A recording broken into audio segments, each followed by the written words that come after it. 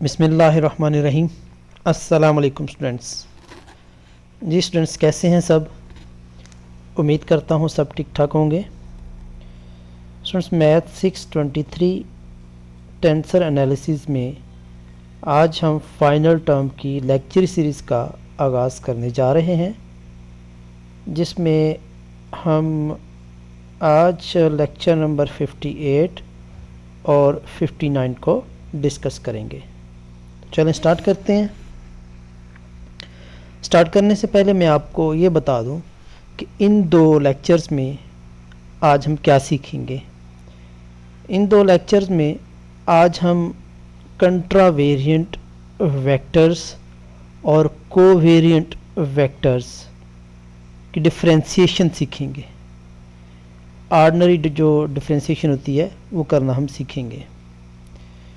पहले 58 लेक्चर में हम कंट्रावेरिएंट टेंसर्स की डिफरेंशिएशन देखेंगे और डिफरेंशिएशन लेने के बाद जो रिज़ल्ट आएगा उसको कंक्लूड करेंगे।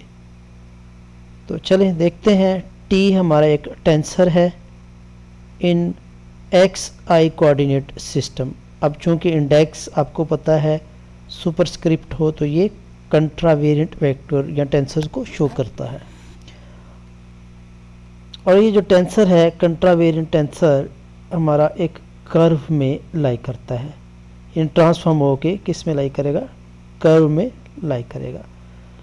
तो इसकी जो ट्रांसफॉर्मेशन हुई है उस ट्रांसफॉर्मेशन रूल को हम लेके डिफरेंशिएशन करेंगे। ठीक है जी।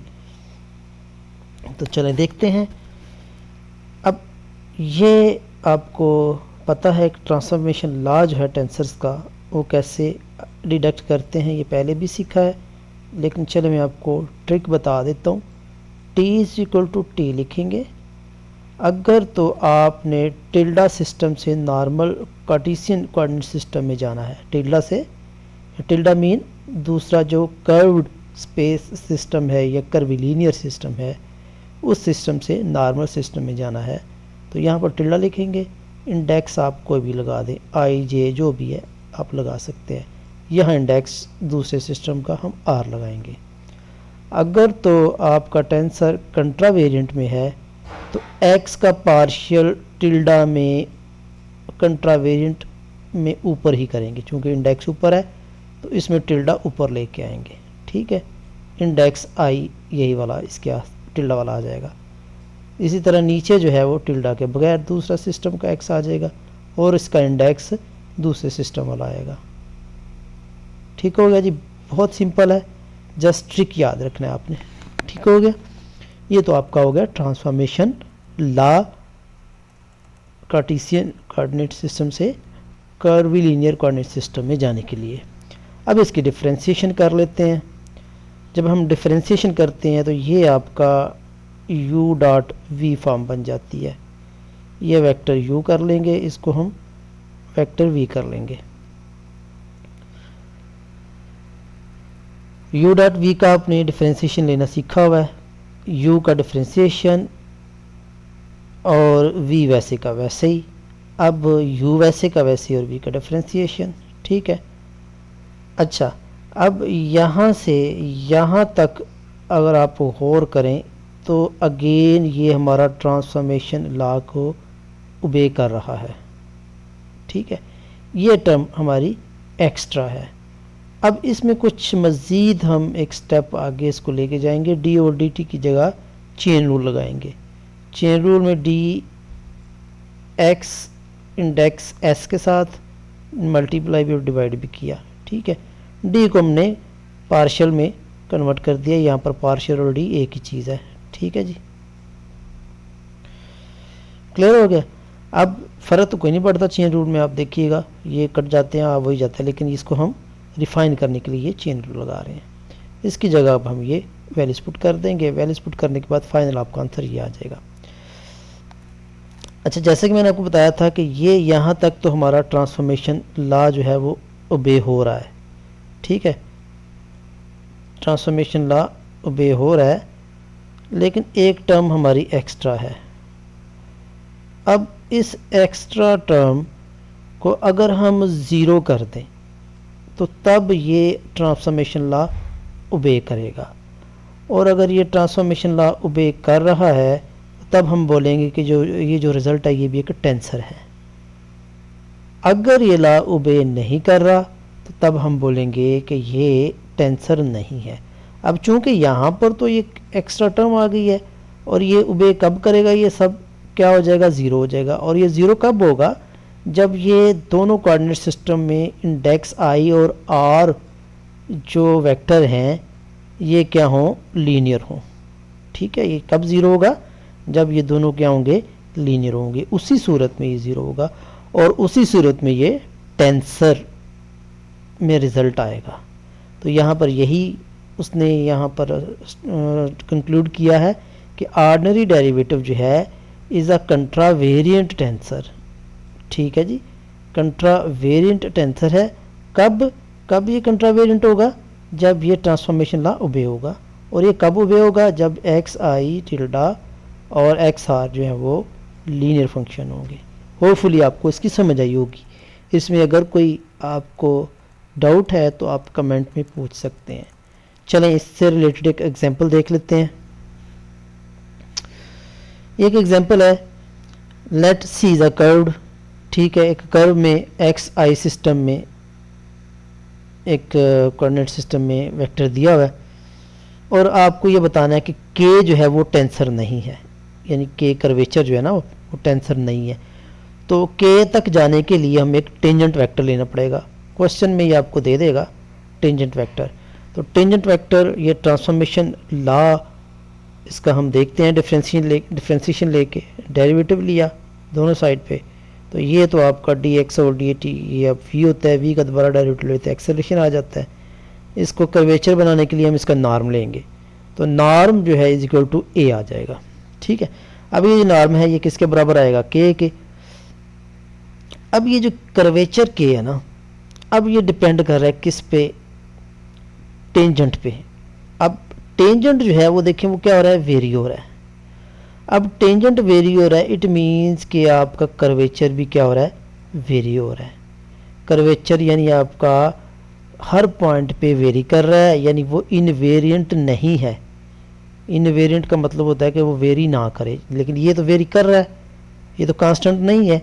सो जब ये वेरी करेगा तो इट मीन्स, तो ट्रांसफॉर्मेशन लॉ में क्या होता है कि अगर जो वेक्टर कार्टेशियन कोऑर्डिनेट सिस्टम में है, जो वैल्यू उसकी उसमें है, वो वैल्यू दूसरे में भी वही रहे तो वो आपका ट्रांसफॉर्मेशन लॉ ओबे करेगा। तो ये तो ओबे नहीं कर रहा, इट मीन ये टेंसर नहीं है।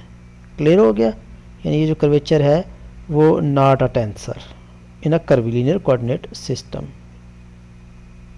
अच्छा, अब आगे हम देख लेते हैं लेक्चर नंबर 59 में कोवेरिएंट डेरिवेटिव। कंट्रावेरिएंट में हमने देखा कि ट्रांसफॉर्मेशन लॉ कंट्रावेरिएंट डेरिवेटिव पे लगाने के बाद अगर वो ट्रांसफॉर्मेशन लॉ ओबे करे तो वो टेंसर कहलाएगा, यानी वो रिजल्ट टेंसर में आएगा। ठीक है, और वो कंट्रावेरिएंट टेंसर कहलाएगा।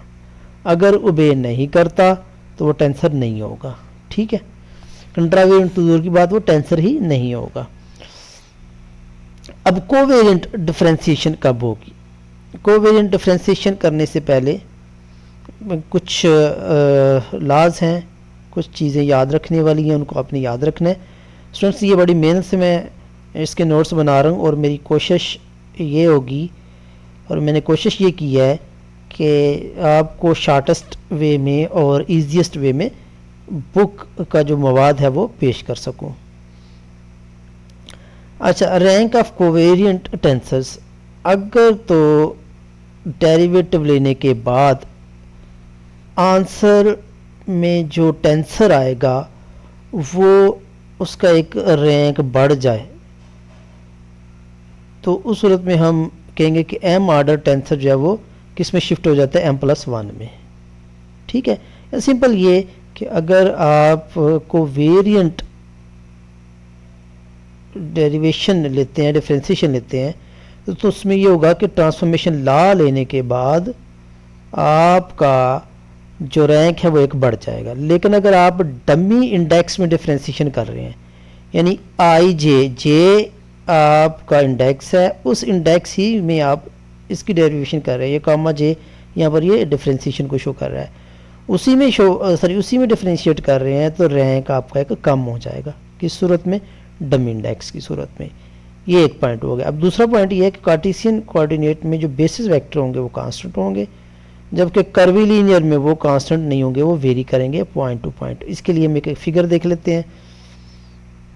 इस फिगर में देखें EX ये डायरेक्शन सबकी सेम है कार्टेशियन कोऑर्डिनेट सिस्टम में, जबकि इसमें पोलर कोऑर्डिनेट सिस्टम में ER की डायरेक्शन ये है, दूसरे पॉइंट पे डायरेक्शन ये आ रही है, तीसरे पे डायरेक्शन ये आ रही है, यानी सब में डायरेक्शन क्या हो रही है? चेंज हो रही है। तो ये कांस्टेंट नहीं है, इसमें ये पॉइंट टू पॉइंट वेरी कर रहे हैं। क्लियर हो गया? तो अब ये हम डिफ्रेंशिएशन लेंगे। डिफ्रेंशिएशन लेने के बाद रिजल्ट में देखेंगे कि रिजल्ट जो आएगा वो टेंसर है कि नहीं है। अगर वो टेंसर है तो कौन सा टेंसर है वो हम चेक करते हैं। स्टूडेंट्स इसमें थोड़ा सा स्टूडेंट्स कंफ्यूज हो जाते हैं कि कोवेरिएंट डिफरेंशिएशन हमने लेनी है, तो इट मीन्स कोवेरिएंट डिफरेंशिएशन का मतलब ये कि आपने जो वेक्टर लेने हैं वो तो आपके को कंट्रावेरिएंट ही होंगे। जैसे ये देखें V1 E1 V2 E2, ये इंडेक्स चूँकि ऊपर है तो ये कंट्रावेरिएंट है। इसका डिफरेंशिएशन लेंगे, लेकिन डिफरेंशिएशन लेने के बाद अगर रिजल्ट में रैंक एक बढ़ जाए तो तब हम बोलेंगे कि जो वेक्टर है या टेंसर है वो कौन सा है? कोवेरिएंट डिफरेंशिएशन है। ठीक है,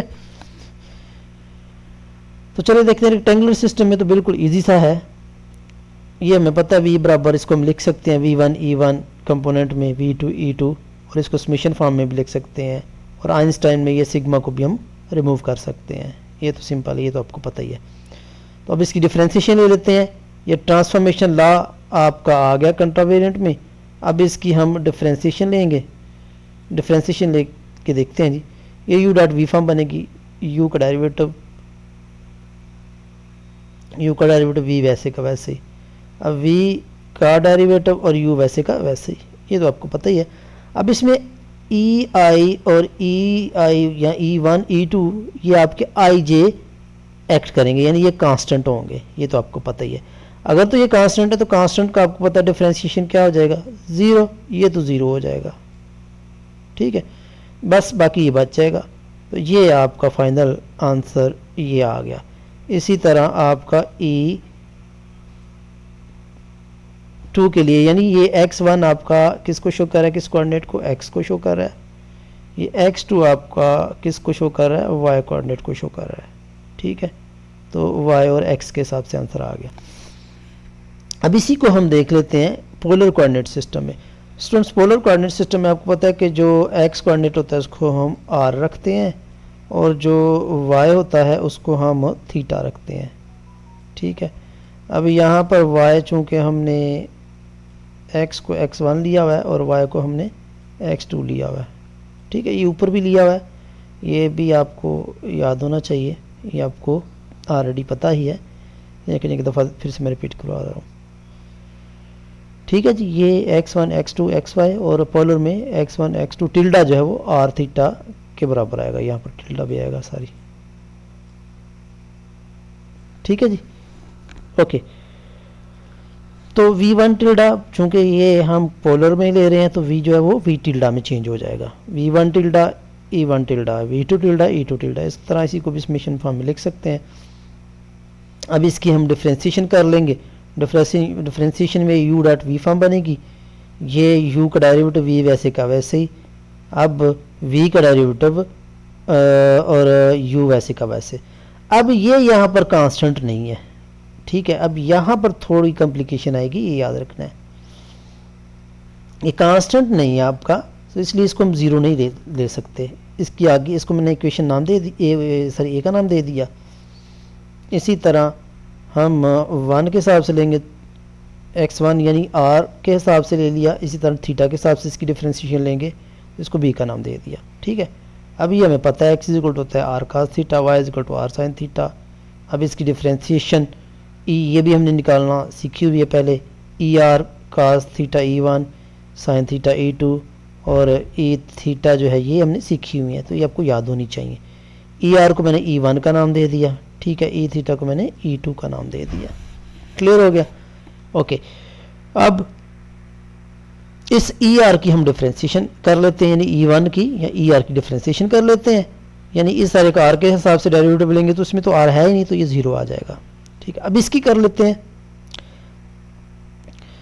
इसकी भी अब हम करेंगे कि किसके हिसाब से, E2 इसको हमने नाम दिया हुआ है, थीटा के हिसाब से करेंगे क्योंकि इसमें तो थीटा है, तो वो तो थीटा के हिसाब से हो जाएगी। लेकिन पहले हम इसकी 1 के हिसाब से की, इसकी 2 के हिसाब से भी की करेंगे, E1 की, यानी थीटा के हिसाब से भी करेंगे।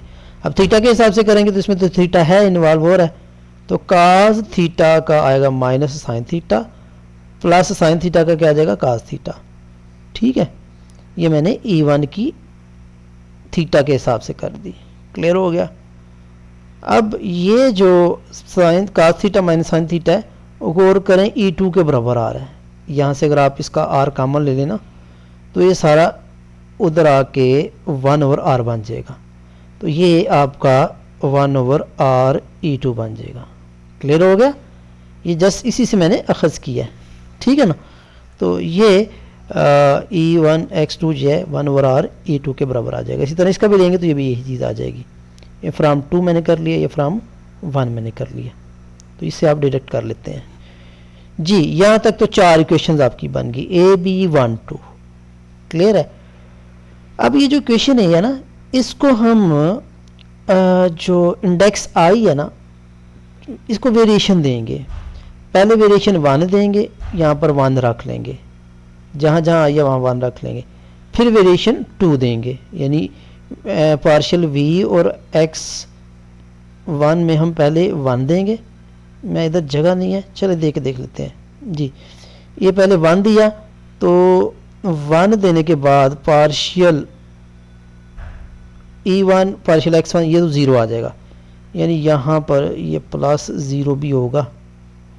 ठीक है, ये प्लस 0, ये चूंकि वो डेरिवेटिव 0 आ जाता है तो यहाँ पर 0 आ गया। फिर उसके बाद वेरिएशन क्या देंगे, 2 देंगे। फिर उसके बाद हम इसको वेरिएशन 2 देंगे और दोनों को ऐड कर लेते हैं। ये आपने समेशन रूल पढ़ा हुआ है, वेरिएशन देना सीखी हुई है पहले, तो ये 2 आ गया। ठीक है, अब ये हमें पता है कि 1 जो है वो आपका r है। ठीक है, 1 की जगह r लगा दिया, और जो 2 है वो आपका थीटा है, 2 की जगह हमने थीटा लगा दिया, जहाँ जहाँ 2 है वो थीटा लगा दिया।